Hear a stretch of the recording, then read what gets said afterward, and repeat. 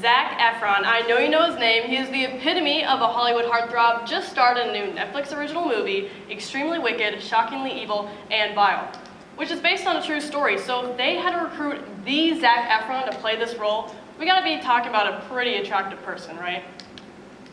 Well, maybe not so much. This is Theodore Robert Bundy. He is America's most notorious serial killer who confessed to killing 28 women, but actually hinted at and others suggest killed more than 100. So what better person to depict him than Baywatch and High School Musical star Zac Efron?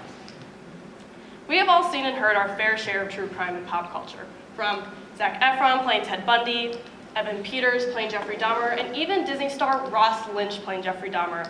We are continuously linking these handsome Hollywood faces to the faces of cold-blooded, real-life killers.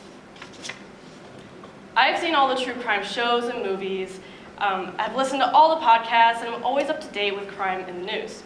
Learning about crime is a big hobby of mine, but further into this hobby, I found that I read some really eye-opening books to the fact that these popular shows and movies are highlighting these, are romanticizing these dark times for humanity. Turning real crime into entertainment and idolizing criminals is something that we should not be normalizing, and ultimately is doing way more harm than good in our society. So first, let's examine how pop culture is romanticizing true crime. Second, how this and the media actually influence people to commit crimes. And finally, what you can do to stop this culture. Media and pop culture are romanticizing true crime.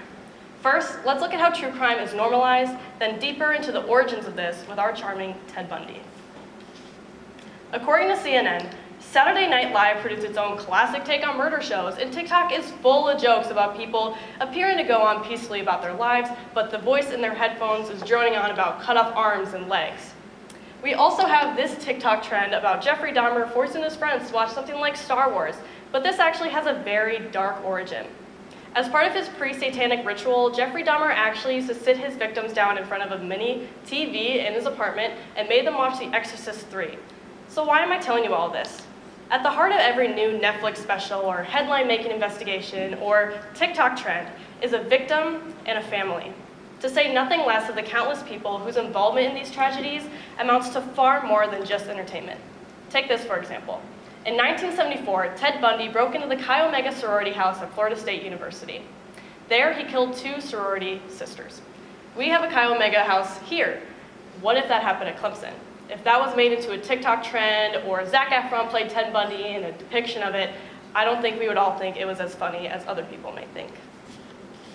Some more background information on Ted Bundy. His court case was the first in history to be televised, and this brought him a lot of attention from the media, and in turn, a lot of attention from a lot of women.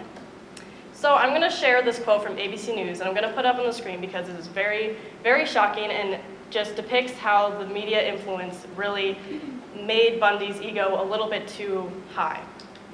Bundy had the confidence, charisma, daring, and resourcefulness of an alpha male personality that projects a sense of protection. In addition, he had a nervous energy and predatory look that attracts some types who like the edginess of a person who can plan out and carry out violent acts. Now, this is the part that I really want to emphasize. In their minds, they thought he might kill other women, but he'd be good to me. Sometimes just the media attention can be enough. Lots of people are drawn to celebrities, no matter what they've done. So how does this make criminals feel? Media influences people to actually commit crimes because of this phenomenon.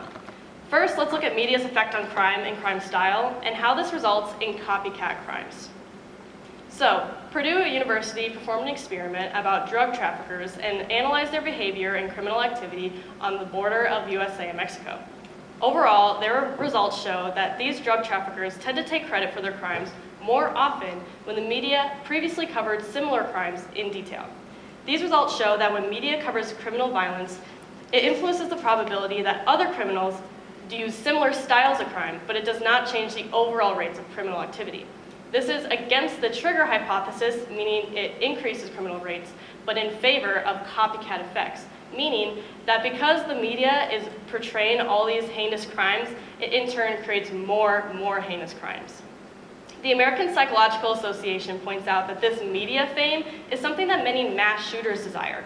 This inspires copycat shootings, where the potential shooter typically tries to kill more people than the previous shooter that they were inspired by. For example, in 2007, a Virginia Tech student killed 32 students and faculty at the university. Prior to the shooting, he expressed in writing that he was going to do the shooting again at Columbine and kill even more people. Since then, many shooters have cited the Virginia Tech gunman as an inspiration, and others have threatened to kill more than the 32 victims. So what can you do to deter this pop culture? Let's talk about the campaigns and programs that you can support that are working to help solve this problem.